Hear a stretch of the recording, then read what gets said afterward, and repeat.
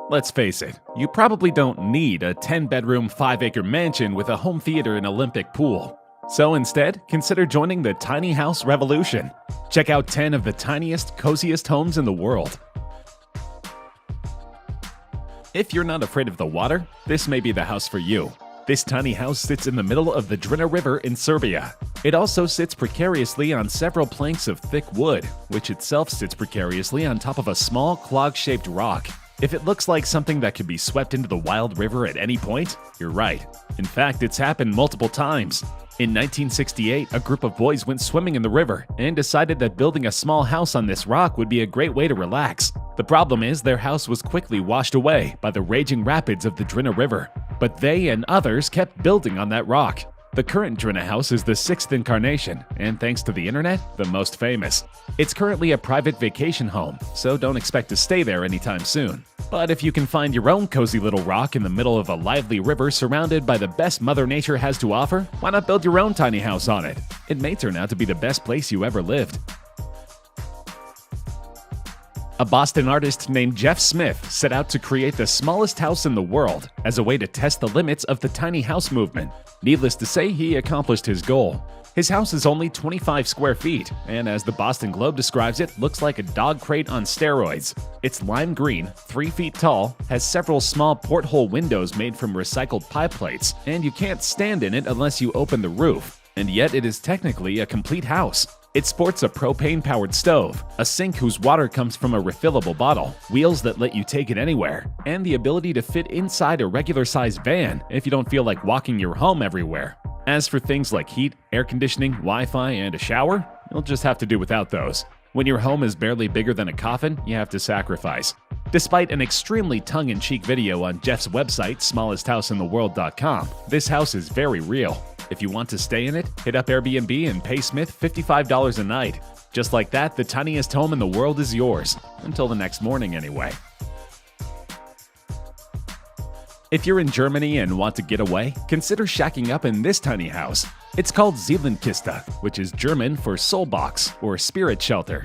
Either way, its designers intend for it to be a retreat for those who've had enough of the hustle and bustle of daily life and want to escape for a bit. The house itself looks like an art exhibit, or possibly a giant mailbox. Technically 3 floors. The bottom is your living space, followed by a bedroom sticking out like a model in the Baby Got Back video. And on top of it all, there's a cozy study space.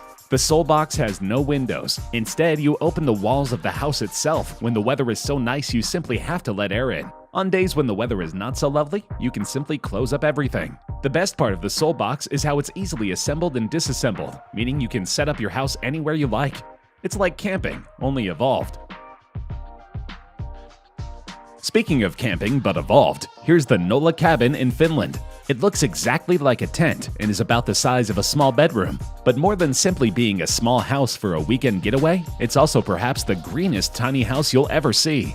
It is 100% emission-free. It's made out of sustainable materials such as pine and plywood. Any energy you use is generated by solar panels. There's no plumbing or running water, and the stove is powered by renewable diesel created from waste and residue. That's right, even the fuel is recycled. It's shaped like a tent to give its inhabitants the impression that they are indeed camping. Even the glass front is meant to mimic a camper waking up and unzipping their tent to see the morning light.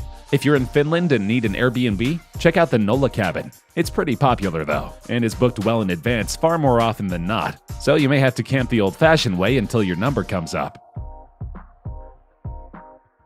A tiny house is one thing, but how about a skinny house? In 2009, a Polish architect named Jakub Szczesny set out to build just that, the skinniest house in the world.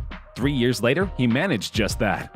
From the outside, it absolutely does not look like a house. Rather, it looks like a stone slab wedged between 2 other buildings. Its width measures anywhere from 92 to 152 centimeters, or 28 to 48 inches wide. Imagine living somewhere that's never wider than 4 feet. That is this house, and plenty of people do live there.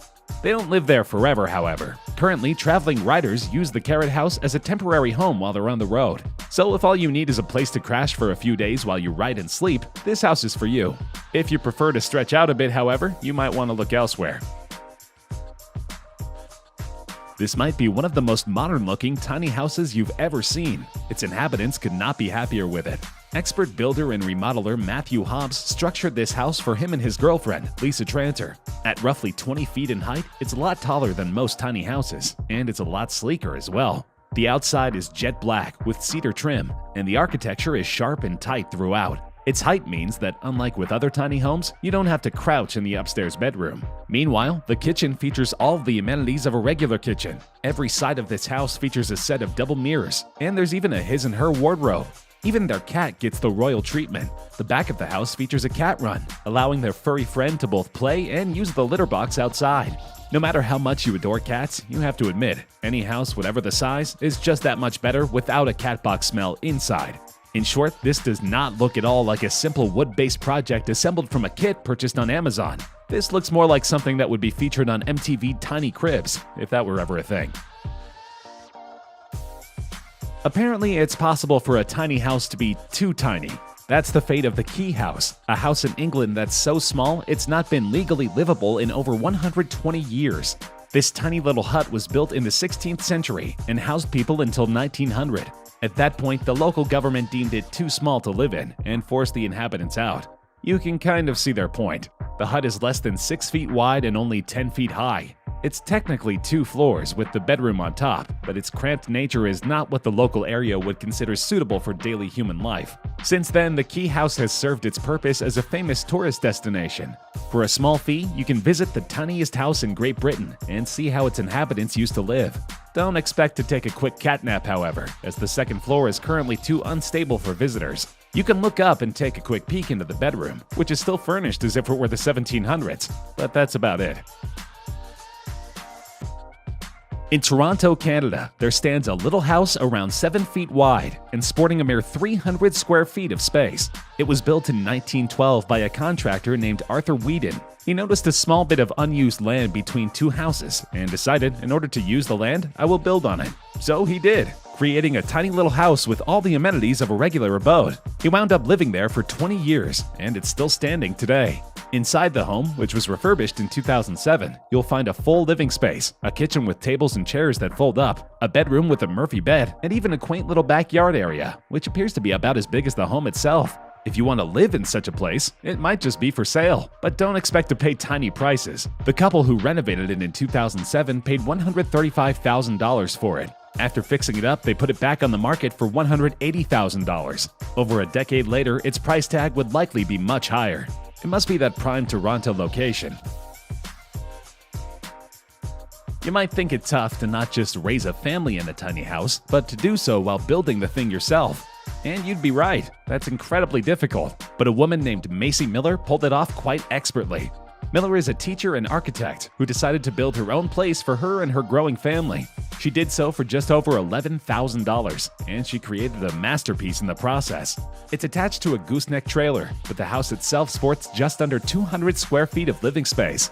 Even still, Mary created a world comfortable for not just herself, but her husband, 2 children, and a rapidly growing Great Dane named Denver. One of the innovative ways she pulled this off was to build an addition to the trailer and turn that into the kids' bedroom. This is a good idea to emulate if you decide to go the tiny house route for you and your family. If you wish to learn from the master, head over to Macy Miller's website, minimotives.com. There you can sign up for workshops and classes to learn exactly how she created her home and how you can create one just like it. If you don't have kids or a Great Dane, this will make settling into your new life all that much easier. In 2012, a Washington, D.C. artist named Jay Austen decided that he was done paying $1,200 a month for a studio apartment that he didn't like. So he decided to go mobile, tiny, and self-sufficient, beginning construction on his own home that he dubbed the Matchbox. He had a rough go of it at first. He put in his notice to his apartment, but the Matchbox wasn't ready for over a year afterward. As he put it, he spent the time between camping in an incomplete house, steadily working until all the amenities of a regular house were installed and ready to go. Once they were, he had his own little paradise. In just 150 square feet, Jay had everything he needed. A modern kitchen top, a lovely table, a loft featuring a cozy bed overseeing the rest of the house, and an induction burner for using the sun's stored energy to cook. In fact, the entire place was solar-powered and off the grid, providing a self-sustaining lifestyle those tied to the national grid can't hope for.